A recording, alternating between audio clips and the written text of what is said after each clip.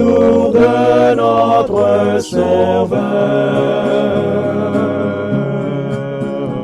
Différents faits divers nous interpellent et nous incitent à la réflexion. Ils annoncent un événement imminent et d'une grande importance. Mais comment l'analyser? En écoutant Jean-Claude qui, à la lumière de la Bible, t'accompagnera et te permettra d'être prête, d'être prêt pour le retour de Jésus.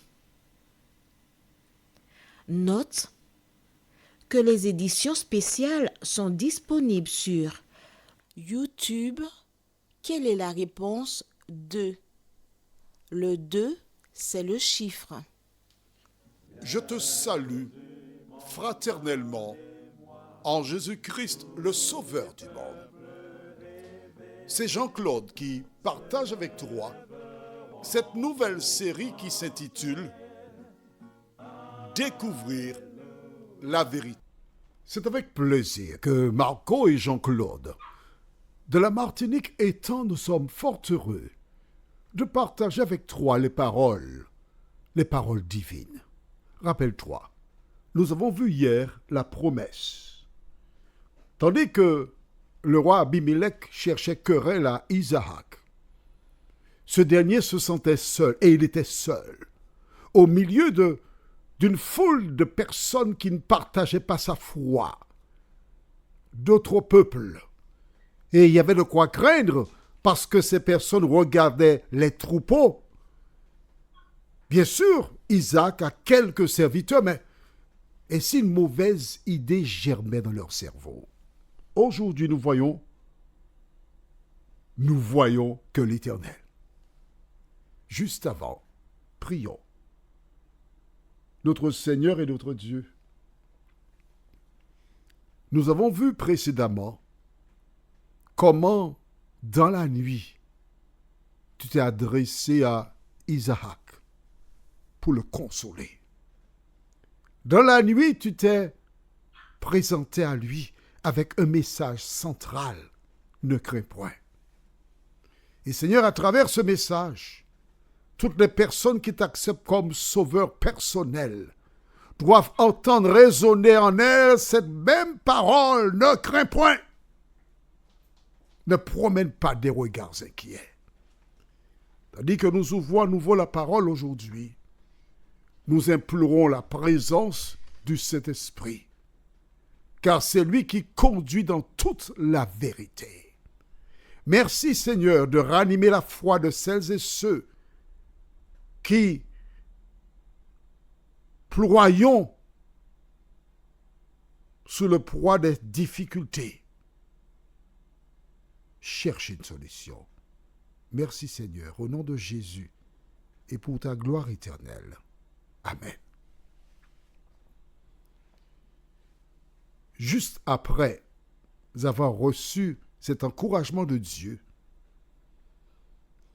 Isaac bâtit un autel. Et lorsqu'on bâtissait un autel à l'époque, c'était une manière de remercier Dieu.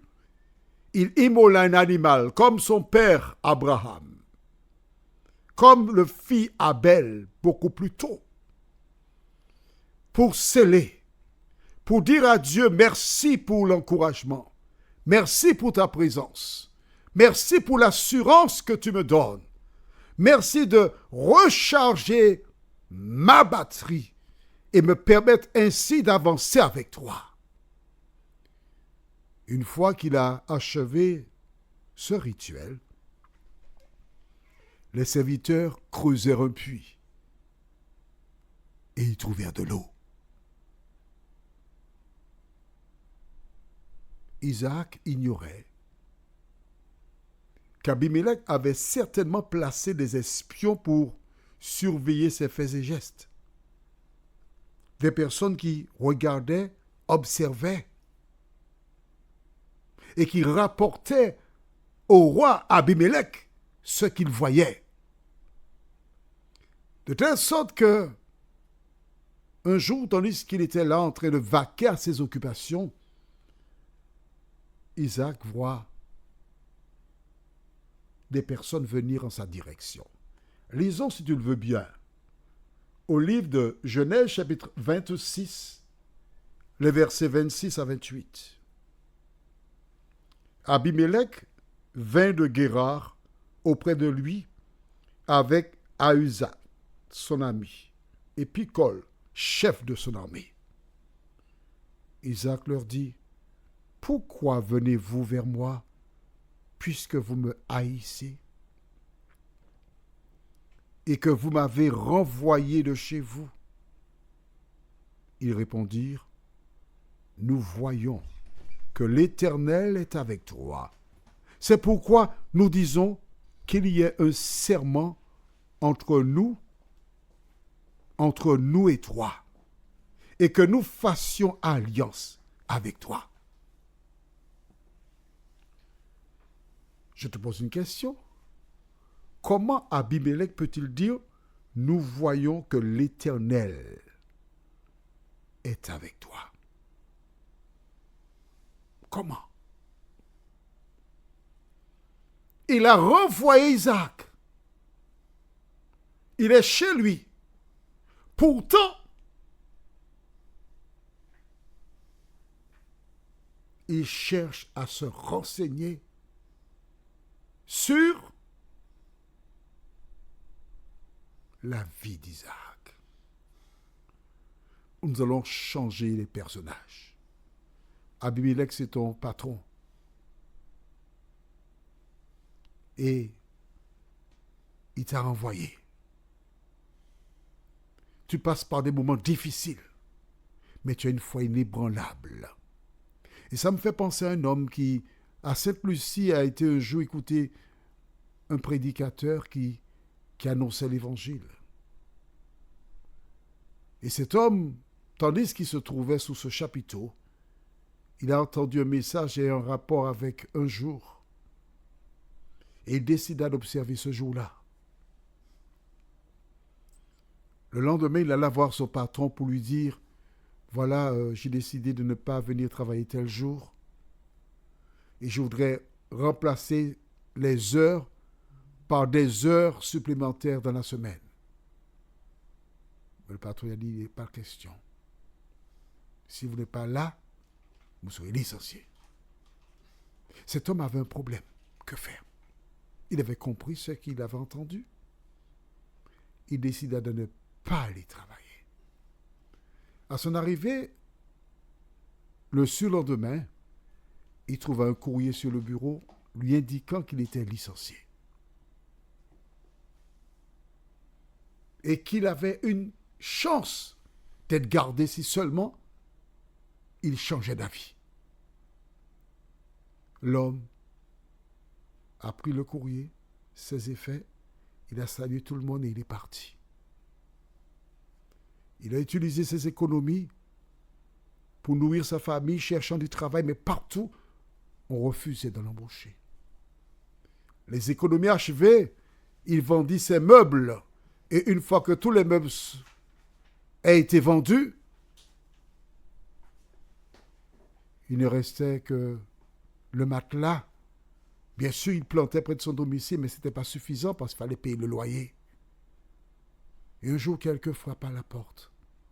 Mais que je te dise avant de s'endormir, ils prièrent son épouse et lui disant, « Seigneur, nous faisons ce que dit la parole.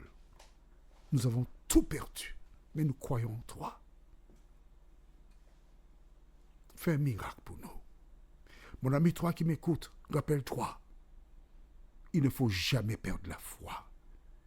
Et le lendemain, quand on a frappé à la porte, il a été ouvrir, il voit son ancien patron qui, quand la porte fut ouverte, il a perçu la maison pratiquement vide.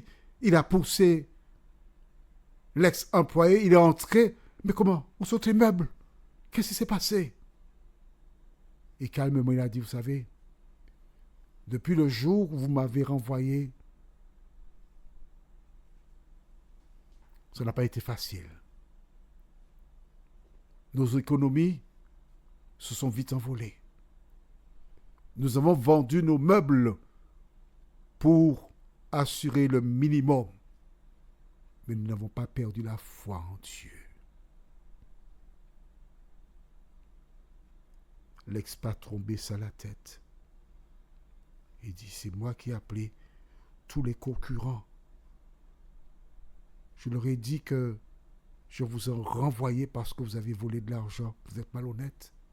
C'est pour cela qu'on ne vous a pas embauché. J'ai entendu la même chose que vous, parce que j'étais là, vous ne m'avez pas vu sous la tente. Mais je craignais.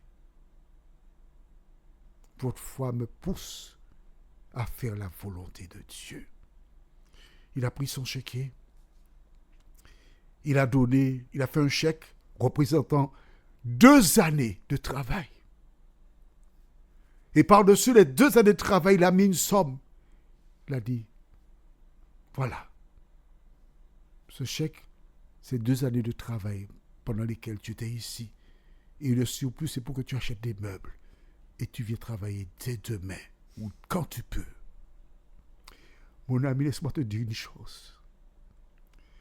Les personnes qui te font du tort t'observent. Aussi longtemps que tu restes fidèle à ton Dieu, il te bénira au-delà de tes espérances. Abimelech, quand il a vu comment les troupeaux continuaient à augmenter, il est arrivé à la conclusion que cet homme, l'Éternel, le véritable Dieu, est avec lui. Alors j'ai intérêt de m'associer à lui. Si tu es fidèle à Dieu, il peut faire pour toi exactement comme cet homme de cette Lucie. Prions, notre Seigneur, notre Dieu. Quand tout s'écroule autour de nous, nous voulons entendre ta voix qui dit « Paix vous soit ». Merci pour la parole. Merci pour ta présence. Merci pour la grâce. Merci pour le salut. Merci pour la victoire. Merci pour l'assurance qu'un jour, Jésus paraîtra dans le ciel afin de récupérer celles et ceux qui ont placé leur espérance en lui. Celles et ceux qui, malgré les épreuves, malgré les persécutions, n'ont jamais cessé de dire « Mon Sauveur m'aime malgré mon indignité. » Seigneur, merci pour la parole. Que le Saint-Esprit scelle cette parole dans nos cœurs et que nous puissions toujours t'aimer non pas en parole, mais en action. Cette grâce, nous te la réclamons, Seigneur. Non pas parce que nous en sommes dignes, mais parce que nous croyons ta puissance. Et nous te demandons de visiter toutes celles et ceux qui ont lâché prise et qu'elles connaissent le même bonheur que nous. Nous t'avons prié au nom de Jésus et pour ta gloire éternelle. Amen. Je te souhaite tout ce qu'il y a de meilleur en Jésus-Christ.